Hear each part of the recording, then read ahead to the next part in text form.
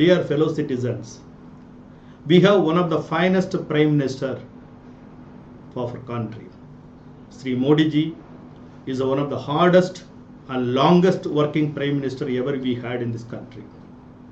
But unfortunately, we face an acute, unexpected, yet disastrous situation happened by way of COVID-19. While we appreciate the measures and the action taken by our Honorable Prime Minister and also the Finance Minister, we have to give them a due credit and sincere appreciation to all of the team of Government of India and the state governments. Recently, we have been noticing the lot of economic stimulation packages given by, which is originally announced by the Prime Minister, and the details are given by the Finance Minister for the last 2 days. Even though large measures of scheme of announcement have been announced by the Finance Minister,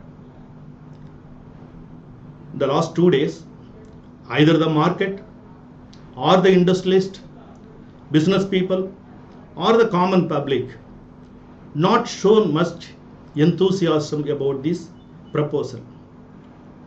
I feel something is missing in this economic stimulus packages.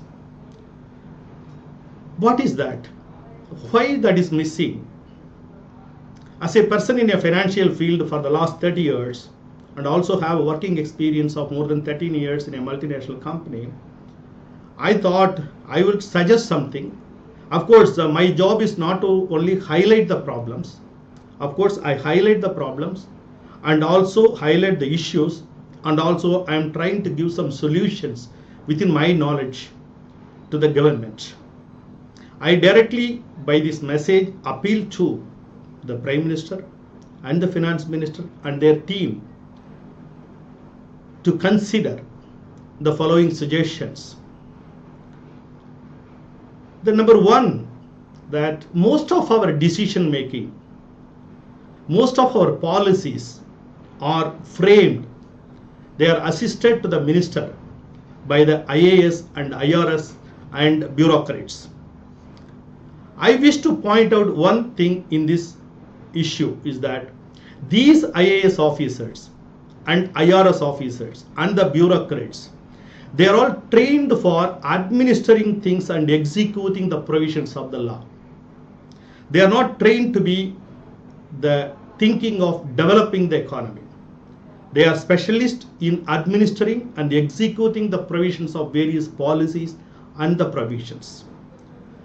They do not have, or they do not know the practical difficulties of farmers or industrialists or business houses and other things.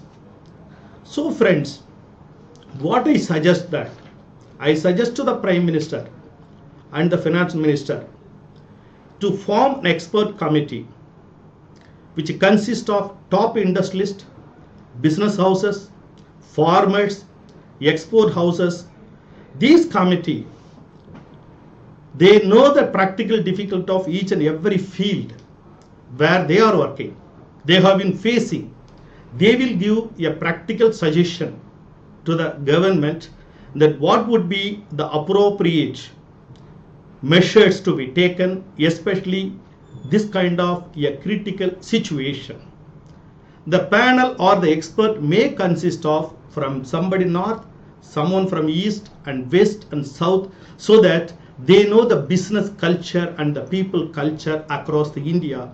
They could be able to give a better suggestions to the government. The industrialists are the wealth creators, not the officers. The industrialists, they know how to create a wealth.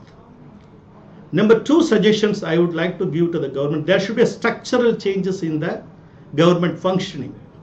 Now each minister is assisted by the secretary to the government, deputy secretary, joint secretary, under secretary. Who are they?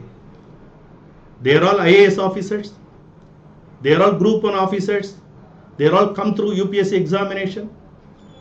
A health minister is assisted by an IAS officer. Does he know what is the medical, what is the health issue, what is the hospital, what is other things connected with the health ministry?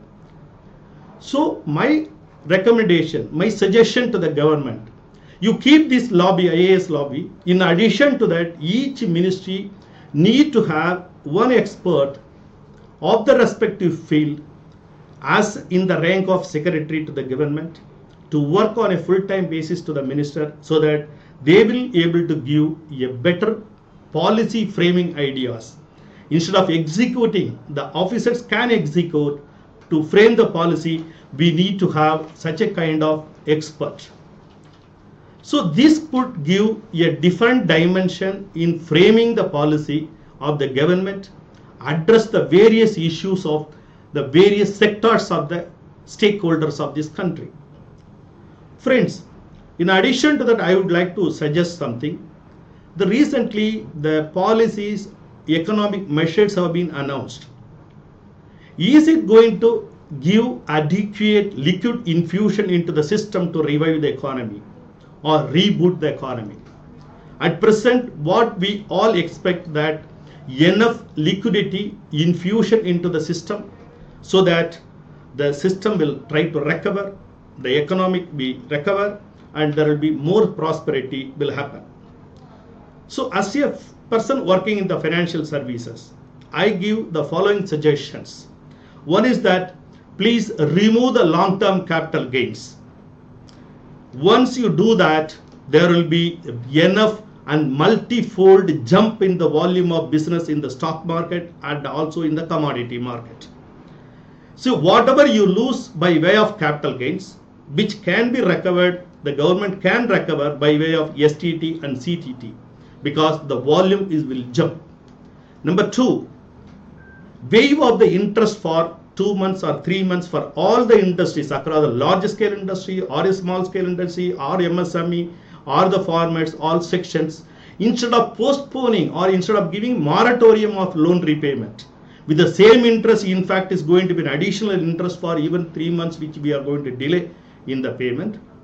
So instead of that, you please waive off the interest for 3 months with a subject to condition that if you repay the loan in time, so that the bank will also get a monthly fund flow. The people will prompt enough to repay their loan because they get a interest concession or waiver. So the every interestee will get reduction of the burden of interest payment on their loan exposure. This probably across either large scale or a medium scale or a small scale or a cottage, everybody will benefit by waiver of the interest. Of course, otherwise the bank may lose this kind of interest, but whereas the NPA will get reduced because the people will promptly repay their loan. There will not be much opportunity or chance for NPA for the banks and financial institutions, including NBFC and cooperatives. The third point I suggest to the government is that reduce the corporate tax for 1 year, so that there will be enough cash infusion, cash surplus will generate in the company.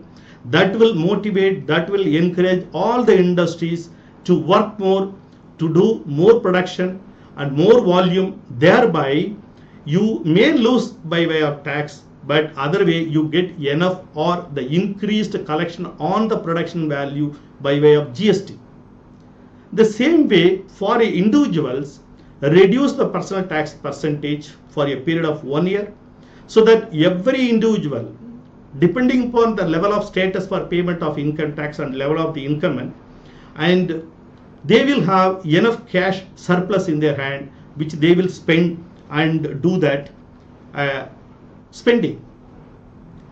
Another point I would like to suggest to the government that there is a gold bond opportunity available for the government.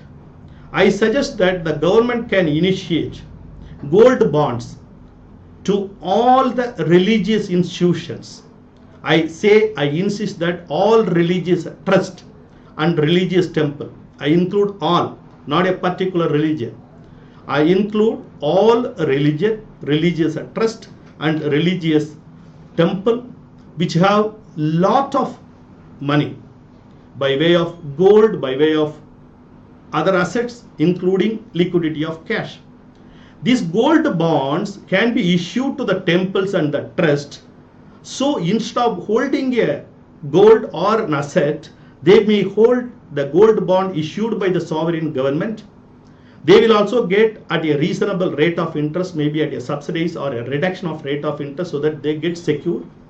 So government gets enough treasury, enough asset to pledge and take a loan based on this kind of a hidden asset which are lying in the temple and the trust. The government can generate a lot of money, trillions of money, which will come into the government hands to infuse enough liquidity in the economic system. The STT and CTT, by way of doubling the volume in the capital market, will get more revenue than by way of taxing the capital gains. The four most important point I would like to suggest to the government, particularly to our Honorable Prime Minister and the Finance Minister, please look at the politicians. They are bureaucrats. They hold huge amount of liquidity, cash and properties out of the systems. Probably give them an opportunity without creating suspicious in their mind that they will be protected. They will not be taken for task for in the future. Give them a honest assurance to them so that they will bring out all the hidden asset with them into the system by providing or taxing them a reasonable way.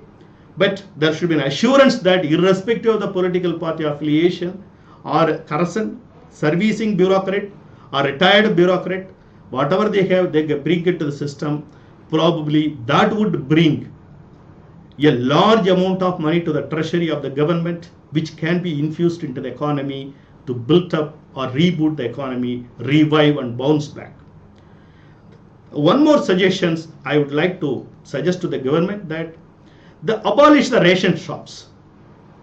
Everyone agree with me that the ration shop is breeding lot of inefficient, lot of corruption, lot of mismanagement and inferior quality of goods, and there is no proper distribution.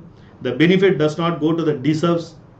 So what I suggest to the government is that instead of providing all the ration holders, provide them a government coupon. So the eligible citizen, the eligible family which hold the coupon can go to any shop all over India. They can procure whatever the listed or suggested or prescribed item by the government at the respective shop or the shops whatever they like it, which in turn the government have a mercantile agreement with those shops that they will submit those coupons to the government and get reimbursement. So the two aspects in this, that the consumer, the family, the ration card holder gets a quality goods as per their own priorities at the respective shops, and the shops which are having an agreement with the government, mercantile agreement with the government, get a business from everybody, which is also creating a more demand, which will bring a cash into their system, which in turn again get reimbursement from the government. So there is the abolition of this ration system, which reduces the lot of overheads, wastage of food grains, and for the state government as well as with the central government. The last but not the least, my suggestion to the government is that the tax benefit to SMEs, even including large scale industries, based on their employment generations in the coming days, because I understand there is a large scale of unemployment have been created. The people have lost their job because of the shutdown and shut for the manufacturing activities for the last 2 months, and the migrant laborers have gone to their native place. We have to bring them back into the system. We need them badly to production as well as maintenance as well as construction for every service activities. We need to have laborers. So there should be a plenty of employment creation to be done. So the government can address this issue by giving an incentive to the large scale MSME just based on the labor job creation. Thank you so much.